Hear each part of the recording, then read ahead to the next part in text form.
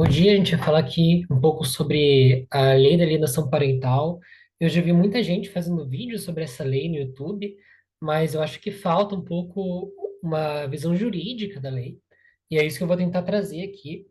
Lendo a lei aqui, artigo por artigo, né? Eu acho que dá para ver aqui na tela a lei sendo compartilhada. É uma coisa que qualquer um pode fazer, na verdade, né? Tem aqui o site, né, do Planalto, tem basicamente todas as leis que já existiram no Brasil, e você pode ler elas, né? Só que eu sei que, assim, infelizmente, infelizmente mesmo, o nosso texto jurídico, ele é escrito de uma maneira muito difícil de ser compreendido. Então, são usadas palavras difíceis, assim, palavras não só técnicas, mas palavras desnecessariamente complexas mesmo, que poderiam ser substituídas por palavras que qualquer pessoa normal conhece, mas não. Os caras querem mostrar toda a inteligência, né, suposta inteligência, né, toda a arrogância deles, na verdade, e escrevem textos que só outros juristas vão compreender. Eu acho isso um absurdo, né? Mas, enfim. Então, eu acho que talvez boa parte da lei, você lendo, mesmo se não era do jeito que você vai ler, como eu consigo entender, uma parte talvez não. E é por isso que eu vou ler aqui, artigo por artigo, vou tentar explicar ponto a ponto dessa lei, eu vou comentando também, né? Vou dando minha opinião aqui. Mas assim, já dando uma introdução, né? O que que é a lei da alienação parental? É uma lei que fala supostamente sobre quando um dos pais, né, um dos genitores, vou usar essa palavra aqui, tá? Genitor, você tá, é ou o pai ou a mãe, enfim, não importa o gênero, isso é um genitor. Então, quando um dos genitores, depois de uma separação judicial, os dois estão divorciados, um dos genitores faz uma campanha de difamação contra o outro genitor, ou faz atos, né, para fazer com que a criança, né, o filho ou filha, se afaste do outro genitor. É basicamente isso, né? O pai fazendo uma campanha de difamação contra a mãe, ou a mãe fazendo uma campanha de difamação contra o pai, ou não só isso, né? A gente vai ver que tem outras formas também, por exemplo, mudando de cidade sem avisar, ou mudando de cidade só para afastar, né? Porque possivelmente outro genitor não possa se mudar também, enfim. Isso tudo é alienação parental, a gente vai ver aqui. Mas a alienação parental é uma lei que ela é baseada na síndrome da alienação parental, que é uma pseudociência, criada pelo psicanalista Richard Wendell ali nos anos 80. Eu não vou falar tanto assim sobre isso, porque a Bibi Bailas, do Física e Afins, fez um vídeo perfeito sobre isso, né? Eu vou deixar aqui no comentário fixado para quem quiser assistir, porque o vídeo dela é muito, muito bom sobre esse tema mesmo, e a perspectiva científica já está lá. Não tem nada que eu possa acrescentar aqui, o que muda é uma perspectiva jurídica.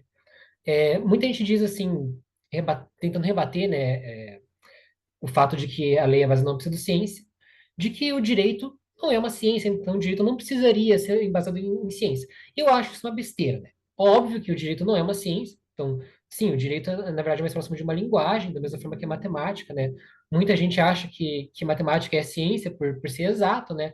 Mas, na verdade, a matemática está muito mais próximo de uma filosofia do que de uma ciência, né? Porque a matemática ela não tem falsibilidade de embasando ela, não tem toda a questão da verificabilidade. A matemática, ela, na verdade, é mais embasada em lógica, né?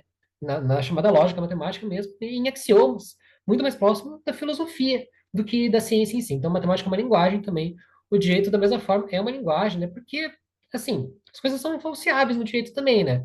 Como que você vai provar que, sei lá, a vida é um direito fundamental? Tem como você provar que isso é falso? Não tem. Quer dizer, é infalciável. Então, e é infalciável e tem que ser, né? Porque, enfim, é um conceito a posteriori, a priori, né? Então, não faz nem sentido falar em possibilidade aqui, né? Falar em possibilidade em direito é tipo falar, sei lá, que azul é uma cor gorda. Não significa nada. São palavras que não encaixam nesse contexto. Então, direito não é uma ciência, isso é verdade, mas isso não significa que direito possa ser embasado em pseudociência. Né? O direito ele tem que ser baseado na realidade, porque o direito ele serve para quê? Para regulamentar a realidade. O direito não serve para criar uma fantasia, né? Então, é óbvio que se o direito quer regulamentar a realidade, ele tem que ter embasamento na realidade em pesquisa, em estatística, enfim, em coisas reais, e não em coisas saídas da cabeça de um qualquer, que é o caso da síndrome da alienação parental. Então a gente já vai chegar lá, vou falar melhor sobre a minha opinião ao longo da lei, mas vamos começar aqui. Eu vou pular todo esse preâmbulo, que é o nome da lei, enfim, a subchefia, a disposição, a presidência da Constituição, e vou começar aqui no artigo primeiro já. Artigo primeiro, essa lei dispõe sobre alienação parental. Então, normalmente, toda lei tem no artigo primeiro assim, sobre o que trata a lei, né? E aqui tá muito óbvio, não poderia estar mais óbvio, né? A lei da alienação parental trata sobre alienação parental, daí que vem o nome da lei. Então, tá aqui, inclusive, né? Dispõe sobre alienação parental e altera o artigo 236 da lei. Enfim, acho que até aí tá claro. Então vamos lá. Artigo 2º. Considera-se ato de alienação parental interferência na formação psicológica da criança ou do adolescente, promovida ou induzida por um dos genitores, pelos avós ou pelos que tenham a criança ou adolescente sob sua autoridade, guarda ou vigilância para que repudie o genitor ou que cause prejuízo ao estabelecimento ou à manutenção de vínculos com este. Então é basicamente aquilo que a gente já falou, né? Então ele está definindo aqui o que é alienação parental, né? Então alienação parental é quando ou um dos genitores, né, ou que seja lá quem tiver a guarda da criança, ou que tiver algum tipo de autoridade sobre a criança, então entre aqui os avós, por exemplo, ou quem de fato exercer guarda sobre a criança, né? Quando uma dessas pessoas, né, geralmente os genitores, é, eles induzem é, uma repúdia na criança pelo outro genitor. Então faz com que a criança crie uma aversão ao outro genitor com quem ela normalmente não tem a guarda, enfim. Na verdade, pode ser guarda compartilhada, né? Então, é quando um dos genitores faz basicamente o que eu falei, né? A questão de fazer com que a criança não goste do outro genitor, ou tente afastar o vínculo entre os dois, tente prejudicar o vínculo entre a criança e o outro genitor. Basicamente isso. Então, parágrafo único. São formas exemplificativas de alienação parental, além dos atos assim declarados pelo juiz ou constatados por perícia, praticados direta ou com auxílio de terceiros. Então, o que isso quer dizer? Aqui ele vai listar exemplos do que é alienação parental. É um rol exemplificativo, né, que a gente chama que não é um rol taxativo. O que é um rol exemplificativo? O que é um rol taxativo? Eu vou dar um exemplo da vida prática, né? Então, eu digo aqui, eu vou no mercado e vou comprar banana, maçã, alho e leite. E o que mais eu lembrar na hora? Isso é um rol exemplificativo. Eu falei 4 coisas, mas eu posso comprar alguma coisa além delas. Provavelmente vou. O que é um rol taxativo? Rota taxativa, eu vou no mercado e só vou comprar leite, maçã, alho e banana. Não compro mais nada. Esse é só um rol taxativo. Esse aqui não, é um rol exemplificativo, ele mesmo fala aqui, né? Tá bem fácil de perceber. É, então, o juiz pode reconhecer outras coisas como alienação parental, ou uma perícia, né? Eventualmente de psicólogo, enfim. Pode constatar alguma outra coisa como alienação parental praticados diretamente, ou seja, por outro genitor que tiver guarda, ou conselho de terceiros, né? Outras pessoas podem ajudar aí, a mando do genitor, esse suposto afastamento da criança. Então, aí já vem um problema, né? Como assim, outros atos declarados pelo juiz? Com que critérios que o juiz vai definir o que seria um outro ato de alienação parental no que está aqui? Como que uma perícia ia constatar isso? Que tipo de perícia? Já começa com um parágrafo vago aqui, né? Um parágrafo que pode dar margem a interpretações diversas, né? Isso não é legal. Uma lei ela tem que ser bem específica, por mais que seja um rol exemplificativo, ela tem que dar critérios mais objetivos possíveis, né? Para uma pessoa definir o que seria esses atos de alienação parental, além dos que estão nos incisos aqui. Mas vamos ver quais são os exemplos que são dados. Primeiro, realizar campanha de desqualificação de conduta do genitor no exercício da paternidade ou maternidade. Então, já vem outra coisa vaga, que é realizar campanha de desqualificação da conduta do genitor. Seria basicamente, né, o genitor que quer fazer a alienação parental, supostamente, né, ele desqualificar, né, falar mal das coisas que o outro genitor faz. Mas e se o outro genitor estiver fazendo alguma coisa errada mesmo?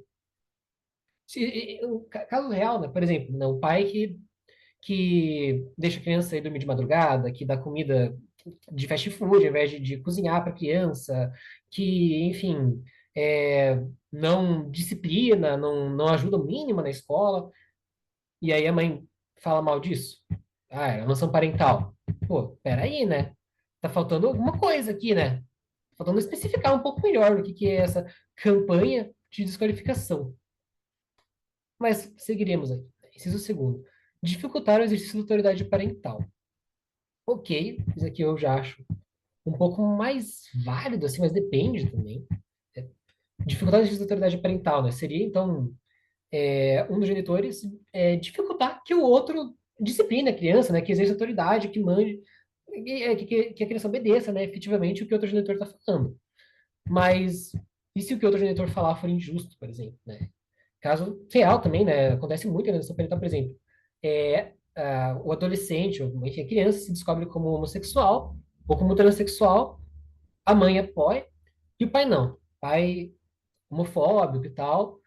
E aí, fala, não, agora você não vai mais falar com fulano, com ciclano, não sei o que lá. Aí a mãe fala, não, não, você tem que garantir liberdade da criança, porque o do adolescente, porque está se descobrindo e tal. Pronto, dificultou o exercício da autoridade do pai, é isso? Era lá também. É complicado, é isso que eu falei. A lei ela não pode ser vaga. Ela tem que ser mais específica que isso. Então tá. Inciso terceiro. Dificultar o contato da criança ou adolescente com o genitor. Esse aqui é um pouco mais específico. Esse aqui eu acho que é específico o suficiente, acho que não preciso nem explicar, né? Tá bem claro o que que é. Esse aqui é o quê? Quarto, dificultar o exercício do direito regulamentado de convivência familiar. Isso também é específico e é bem justo, na verdade. Porque assim, né, quando acontece um divórcio e se discute judicialmente a questão da guarda, ou mesmo a questão judicialmente é feito um acordo sobre a guarda da criança, né?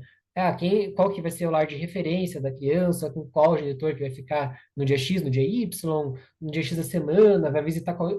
Não se fala mais visita, não se fala convivência, mas enfim, com qual dia o outro genitor vai conviver com a criança, esse tipo de coisa é um acordo. Se o genitor descumpre o acordo, isso, enfim, tem repercussões já na esfera civil, enfim, na verdade, isso daqui já existe no Código Civil, mas, enfim, daí recai na questão de que o genitor quis dificultar o que o outro genitor existe o direito de convivência, já estabelecido em acordo ou em processo judicial, e daí ele está alienando, né, a criança do outro genitor.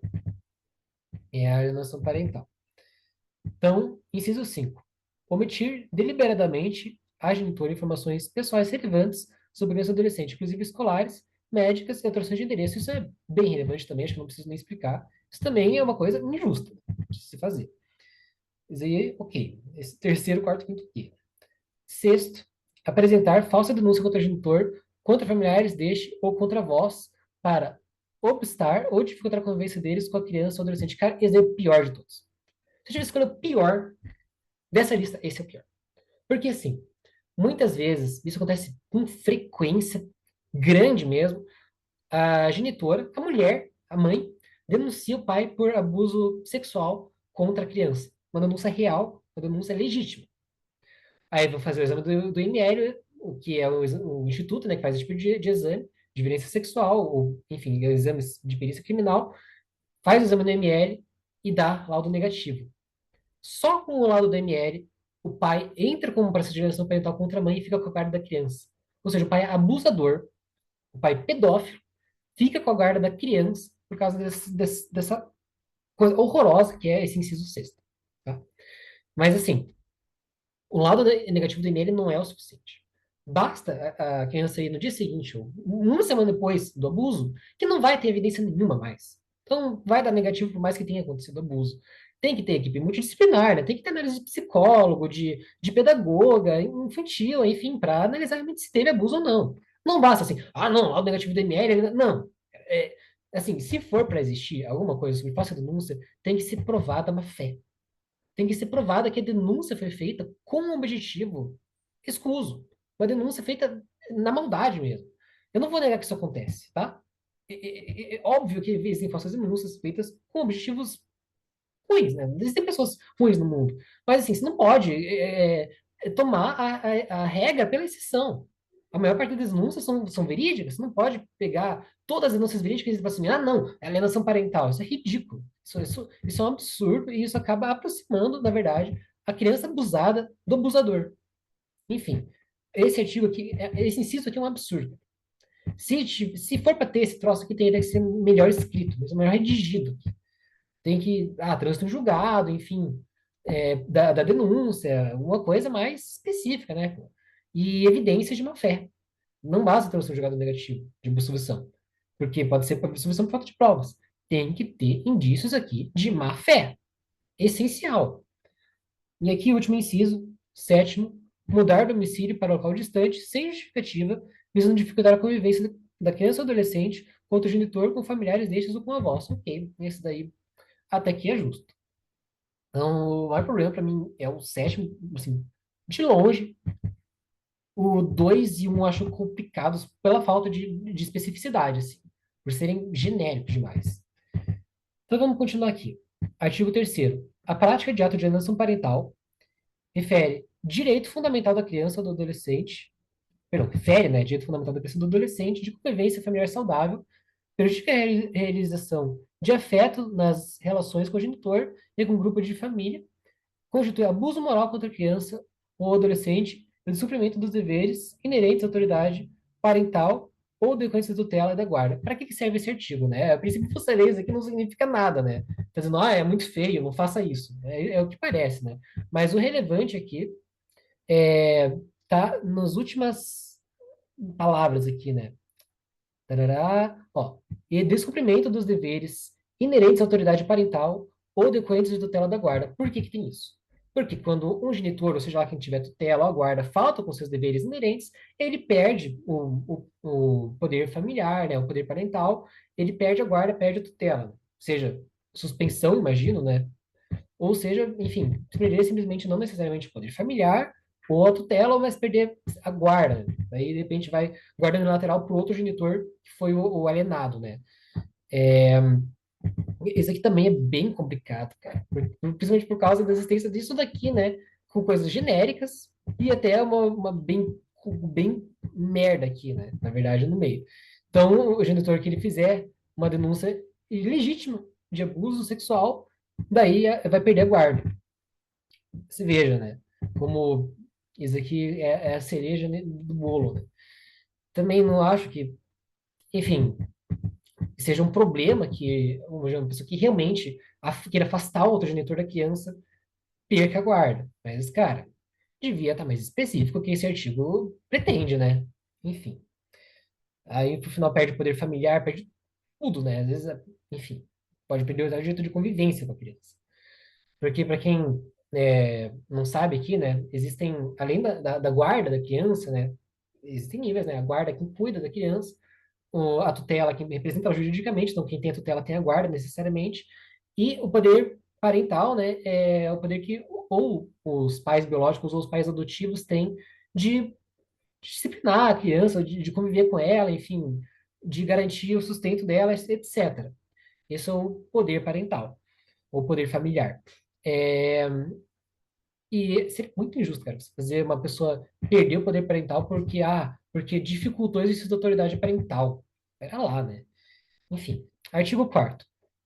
Declarando, declarado início de ato de alienação parental, a requerimento ou de ofício em qualquer momento processual, a ação autônoma ou incidentalmente, o processo terá tramitação prioritária e o juiz determinará com urgência, ouvindo o Ministério Público, as medidas provisórias necessárias da preservação da integridade psicológica da criança e do adolescente, inclusive para assegurar sua convivência com o genitor ou viabilizar a efetiva aproximação entre ambos, se for o caso. Então, basicamente, está dizendo que o processo de alienação parental, se alguém entrar com o processo, ele tem que ser julgado prioritariamente. Imagino que prioritário sobre o processo de, sei lá, divórcio, por exemplo, ou talvez até de abuso, não sei. Vai ter que ouvir o Ministério Público e também tem que assinar a equipe multidisciplinar, né, que a gente chama de psicólogo, psicopedagogo, enfim, para ajudar a criança a se aproximar do genitor que foi alienado. Aí esse parágrafo único aqui foi revogado em 2022, que eu vou ler ele aqui mesmo assim para a gente ter uma noção do que foi revogado, né? Assegurar-se-á. Ó, eu comecei. Para que botar mesóclise? Para quê? Mas enfim. Assegurar-se-á a criança ou adolescente e ao genitor garantia mínima de visitação assistida, ressalvados os casos em que há iminente risco de prejuízo à integridade física e psicológica da criança ou adolescente, alertado por profissional, eventualmente designado pelo juiz para acompanhamento das visitas. Então, basicamente, a criança ela tem o direito de conviver com os dois genitores. Os genitores também têm o direito de conviver com a criança. Basicamente isso. E aí ele foi revogado e foi reescrito aqui para essa nova redação em 2022, né? Incluído pela Lei 14.340, não modificação da Lei de Alienação Parental.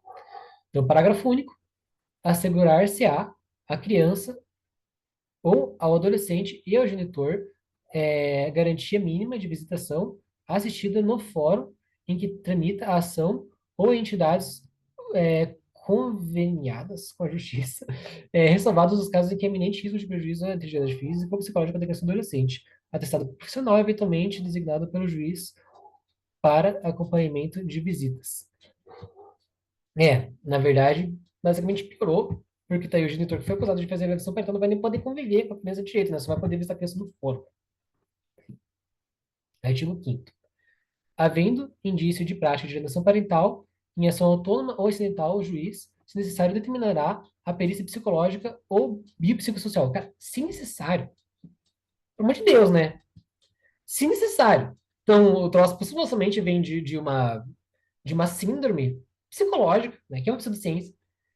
E, se necessário, vai ser feito perícia, cara. Psicólogo, se necessário. Isso aqui deve ser indispensável, né?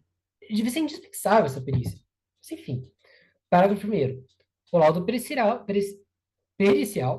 terá base em ampla avaliação psicológica ou biopsicossocial, conforme o caso, compreendendo inclusive a entrevista pessoal com as partes, exame de documentos, histórico do relacionamento do casal de separação, cronologia de incidentes, avaliação de personalidade dos envolvidos, e exame da forma como a criança ou adolescente se manifesta acerca de eventual acusação contra o genitor.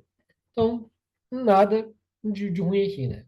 É o essencial que deveria ser feito no caso de exame pericial. Exame pericial, enfim, feito por psicólogo, psicopedagogo, enfim. Parágrafo terceiro. O perito. Não, peraí. Li o parágrafo segundo, né? A perícia será realizada por profissional ou equipe multidisciplinar habilitados, exigindo, em qualquer caso, aptidão comprovada por histórico profissional ou acadêmico para diagnosticar a alienação parental. Cara, e aí que tá também, né? Outro problema. Se eu trouxe uma pseudociência, como que aqui vai ter uma habilitação acadêmica para diagnosticar uma coisa que não existe, né? Diagnosticar uma síndrome que não existe. Eu me pergunto como. Ah, eu vou diagnosticar aqui, sei lá, uma, uma doença que não existe. É ridículo isso, né? Faz o menor sentido. Eu vou diagnosticar a pessoa com a doença da homossexualidade, por exemplo? Não, porque não é doença. Assim como a alienação parental, não existe. Não existe alienação parental. Como que vai diagnosticar isso? Como que vai ter informação para diagnosticar uma coisa que não existe? Parágrafo terceiro. O perito ou equipe multidisciplinar designada para verificar a ocorrência de alienação parental terá prazo de 90 dias para a apresentação do laudo, prorrogável exclusivamente por autorização judicial baseada em justificativa circunstanciada. Então, é o prazo, né, para apresentação do laudo, enfim, se atrasar.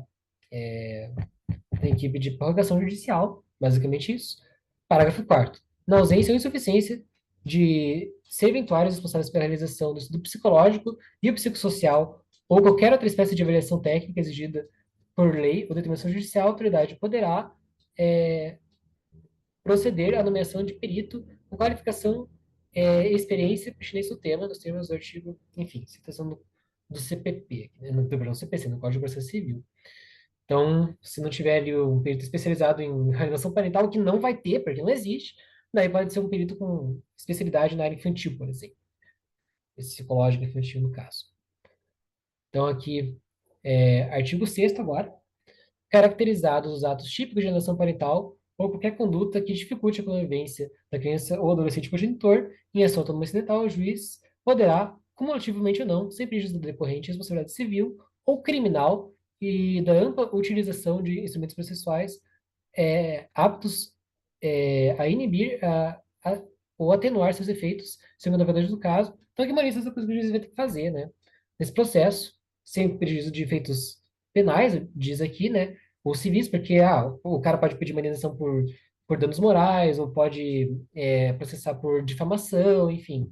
Efeitos diferentes aqui da lei da alienação parental. Então, o que o juiz vai ter que fazer? Primeiro, declarar a ocorrência de alienação parental e advertir o alienador, ampliar o regime de convivência em favor do genitor alienado, então tá aí, especificamente, o que faltou colocar no artigo 2º, se não me engano, não, terceiro, perdão, inciso 3, estimular, perdão, estipular multa ao alienador, é uma pena de multa, determinar acompanhamento psicológico e psicossocial à criança, né, obviamente, determinar alteração da guarda para guarda compartilhada ou sua inversão, né, ou seja, estava guardando lateral para o genitor que fez a alienação, vai guardando lateral para outro genitor ou compartilhada, né.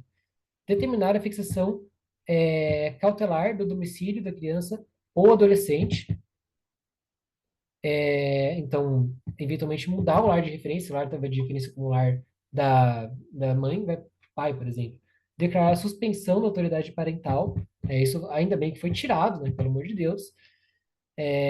Então, foi revogado aqui o inciso 7º em 2022, foi revogado também o parágrafo único aqui, dizia assim, caracterizada a mudança abusiva de endereço, invasão e inviabilização da obstrução da convivência familiar, o juiz também poderá inverter a obrigação de levar para retirar a criança ou adolescente na residência do genitor por ocasião das alternâncias dos períodos de convivência familiar.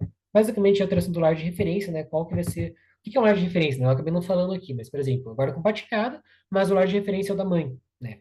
Onde a criança passa mais tempo e tal, para fins legais até, né? Parágrafo primeiro, caracteriza as mudanças abusivas de endereço, em violação da convivência familiar, o juiz também poderá inverter a obrigação de levar ou retirar a criança ou adolescente da residência do genitor por ocasião de alternância dos períodos de convivência familiar. Então, basicamente, é a mesma coisa aqui, pouquíssimas mudanças relevantes.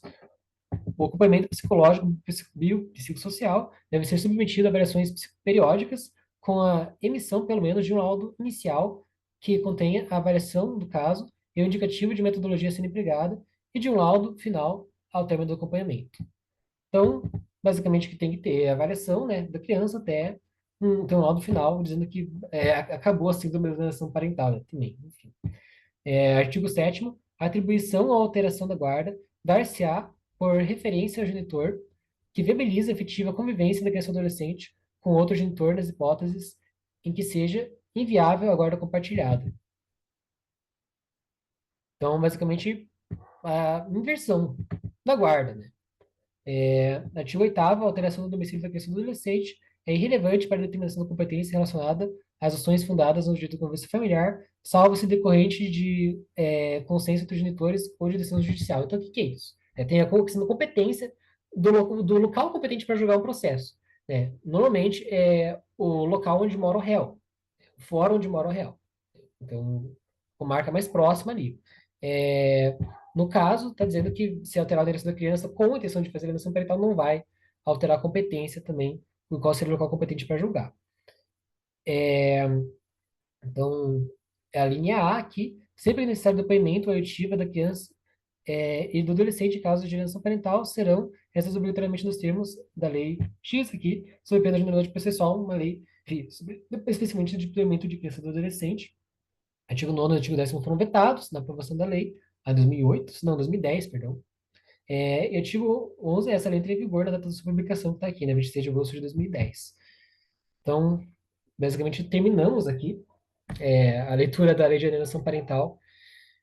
E a minha opinião jurídica sobre essa lei é que eu não acho que ela deva ser totalmente revogada, mas eu acho que, primeiro, o nome dela não poderia ser alienação parental. Porque a alienação parental não existe, é uma pseudociência. É igual, sei lá, chamar lei da alienação quântica. É ridículo, né? Não faz sentido. É uma pseudociência. Então o nome é horrível. E isso não é uma picuinha, não. Isso não porque é uma coisa muito prejudicial que essa lei seja baseada nessa pseudociência, que é uma pseudociência, inclusive, machista e pró-pedofilia. Então, esse nome deveria ser modificado, deveria ser, na minha opinião, ou retirado esse inciso 6 aqui, tirar totalmente, né, sobre essa questão da falsa denúncia, ou pelo menos, assim, no mínimo, explicitar que tem que ter trânsito julgado da denúncia, ou, quer dizer, né, trânsito julgado da denúncia e indícios fortes de má-fé por parte do genitor que fez a denúncia. Na verdade, deveria ter um parágrafo inteiro aqui, né? Não só sobre esse inciso, mas que para qualquer um desses atos tem que ser, tem indício de má fé. Indício de má fé. É essencial. E o primeiro e o segundo aqui deveriam ser muito mais bem especificados do que se trata. Né? O que é realizar a campanha de desqualificação? O que é dificultar o exercício da autoridade parental? Isso aqui devia ser muito melhor escrito. A questão também, né, de o juiz poder decidir, assim, o que é alienação parental, com base em se é parecido com isso, ou se encaixa nessas definições, aí é péssimo também. Não sei se deveria ter um rol taxativo, né, porque eu também não consigo imaginar todas as possibilidades possíveis de uma forma como um genitor gostaria de afastar o outro da criança. Mas o rol ser exemplificativo, o juiz poder decidir ao bel prazer o que é alienação parental ou não. Ao bel prazer, tudo bem, tem a definição aqui, mas é uma definição vaga. É péssimo. Então, se vou fazer um rol exemplificativo, traga critérios objetivos e baseados na realidade de como ele poderia decidir o que é alienação parental ou não. Outras coisas aqui que deveriam ser modificadas, mas eu já fui falando ao longo da lei, então eu acho que não vale a pena eu ficar passando e falar de novo aqui cada coisa que eu já falei. Mas isso aqui é o essencial, cara. Isso aqui deveria ser modificado.